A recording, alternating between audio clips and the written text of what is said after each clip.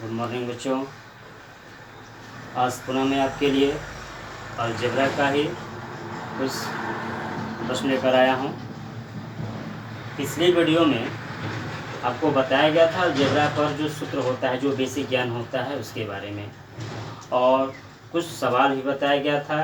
एक दो सवाल के ट्रिक भी बताया गया था, जो एक बार उसको पुनः देखिए, फिर उसके आगे अभी बढ़ेंगे। ध्यान दीजिएगा, और जो भी अब तक इसको सब्सक्राइब नहीं किए चैनल को, वो सब्सक्राइब जरूर कर लें। सवाल x + 1/x is equal to 4 हो, या आप इसको 7 मान लो। उसके बाद x² + 1/x² का क्या निकालना है? मान निकालना है। ऐसे वीडियो आपको बना कर दिया गया था, एक बार उसका रिपीट हो जाए, फिर उसके आगे वाले टॉपिक पढ़ाएंगे। ध्यान दीजिएगा। देखिए, x + 1/x यदि प्लस में यहाँ हो और यहाँ भी क्या हो, प्लस में, ऐसे सवाल को आप 2-3 सेकंड में इसको हल कर सकते हो, और आंसर भी आप तुरंत निकाल सकते हो इसका। कभी भी यदि यहाँ प्लस इसका मान निकालना हो, तो आप इसका जो मान दिया है x + 1/x = 7, इसका हम क्या कर देते हैं? स्क्वायर कर देते हैं और 2 घटा देते हैं। तो 49 और -2 कितना हो गया? 47। इसका मान कितना आ जाएगा? 47 आ गया। ये कब कैसे निकलेगा? जब यहाँ प्लस में दिया हो, यहाँ प्लस में दिया हो। इसी तरह यदि माइनस में हम दे दें, इसे मान लीजिए 5 है, और निकालना हो x² + 1/x², इसका मान, तो अब आप क्या करेंगे कि जो इसका मान दिया है 5, इसका स्क्वायर कर देंगे, और यहाँ माइनस यहाँ प्लस। ध्यान दीजिएगा, दोनों ये तो प्लस होगा ही होगा, यहाँ बस अंतर होगा। यदि प्लस है तो प्लस वाले के लिए हम 2 घटा देते हैं, और यदि माइनस रहता है तो माइनस के वाले के लिए हम 2 जोड़ देते हैं। ये 25 + 2 कितना हो जाएगा? ये 27 हो जाएगा। ये आपका पिछली वीडियो में बताया गया था। यदि ध्यान दिए होंगे तो आप इसको अपने से हल कर सकते हो। जैसे आप स्वयं हल कर सकते हो। x + 1/x = 10 है, तो x² + 1/x² का मान ज्ञात कीजिए। अब इस वीडियो को रोककर आप इसको हल कर सकते हो। क्योंकि x + 1/x = 10 है, तो x + 1/x² का मान बताइए। यहाँ प्लस है तो 10 का स्क्वायर कर देंगे, और 2 क्या कर देंगे? हम घटा देंगे। तो 100 - 2 बराबर कितना हो जाएगा? 98। इसका उत्तर आ जाएगा। आप जो भी किए होंगे वो 98 जिसका आया होगा उसको समझ में आ गया होगा। अब देखिए, इसी पर आगे हम बढ़ने जा रहे हैं। अब ध्यान से देखिएगा आप लोग।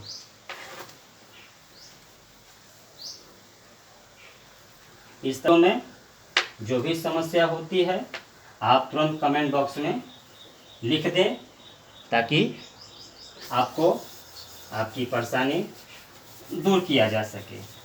अब आइए, यदि x + 1/x = 5 है, x + 1/x बराबर क्या है? 5 है, और मान निकालना हो हमें x - 1/x का मान निकालना है। ध्यान दीजिएगा, यहाँ अब स्क्वायर नहीं है। मान क्या है? x + 1/x = 5, तो मान निकालना है x - 1/x का। तो यहाँ स्क्वायर नहीं है, यहाँ प्लस नहीं है। स्क्वायर होता तो पीछे वाले जो ट्रिक दिया गया था उस पर बना सकते हो। यहाँ पर आपका माइनस है और स्क्वायर भी नहीं है। ऐसे सवाल के लिए ध्यान दीजिएगा कि x + 1/x = 5, तो x - 1/x बराबर what?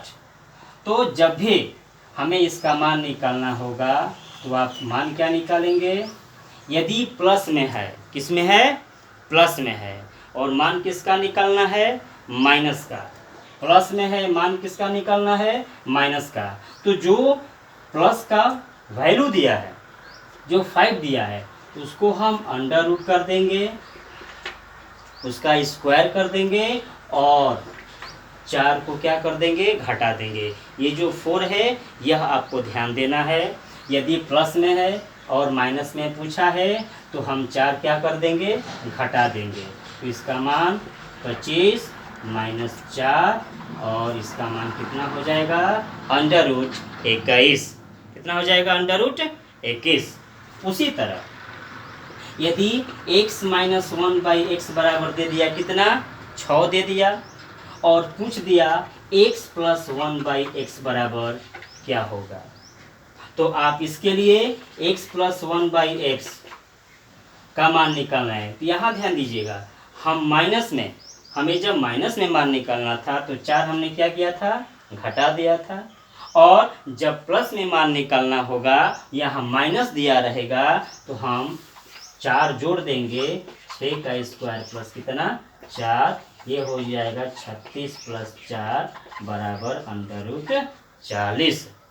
ध्यान से देखिएगा, यदि प्लस में रहेगा माइनस में निकालना होगा तो आप 4 को घटा देंगे, यदि माइनस में दिया रहेगा प्लस का मान निकालना होगा तो आप क्या कर देंगे 4 जोड़ देंगे। इस तरह ये सवाल है। आपको एक सवाल दे रहा हूँ, आप स्वयं इसको वीडियो को रोककर बनाइएगा।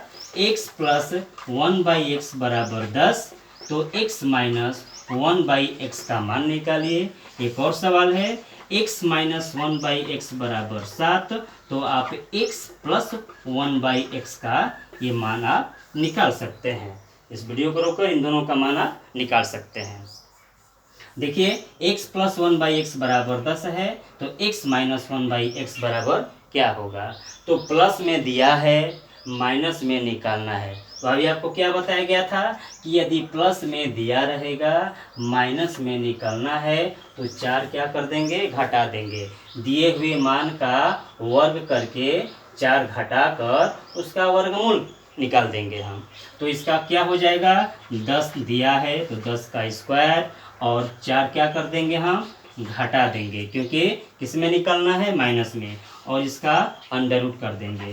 तो ये हो गया 100 माइनस 4, इसका मान कितना हो गया 96। इसको आप तोड़कर सिंप्लीफिकेशन कर सकते हो।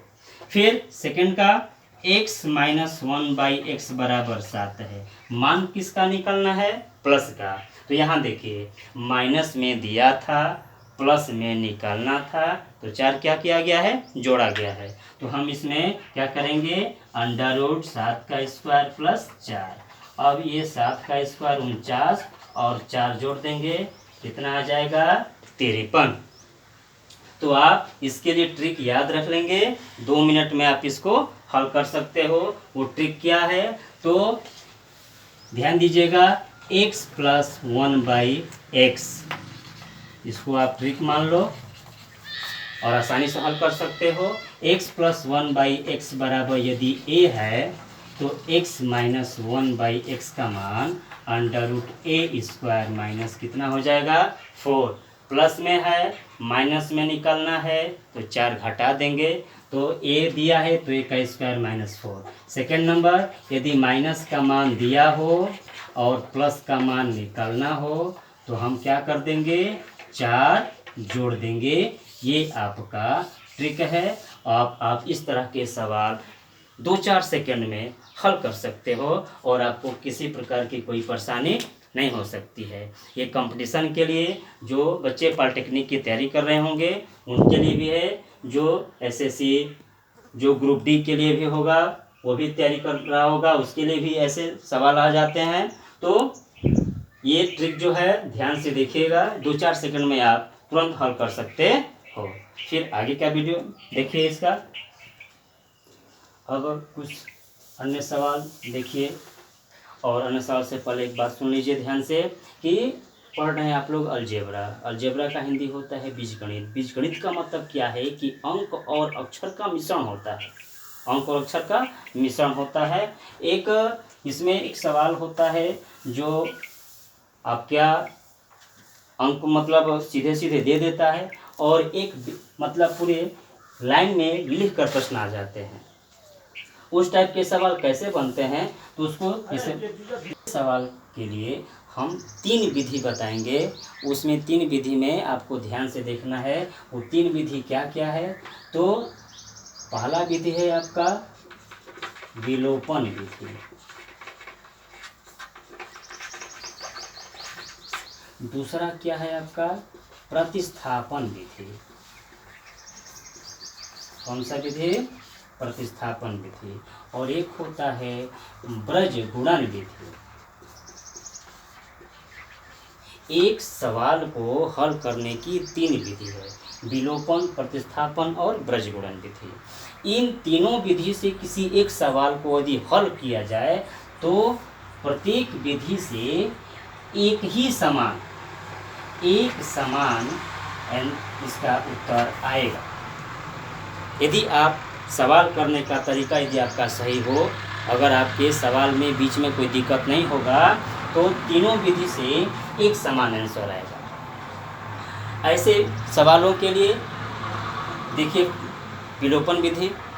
विलोपन विधि में होता क्या है कि हम किसी फर्स्ट या सेकेंड दोनों समीकरण में किसी एक समीकरण को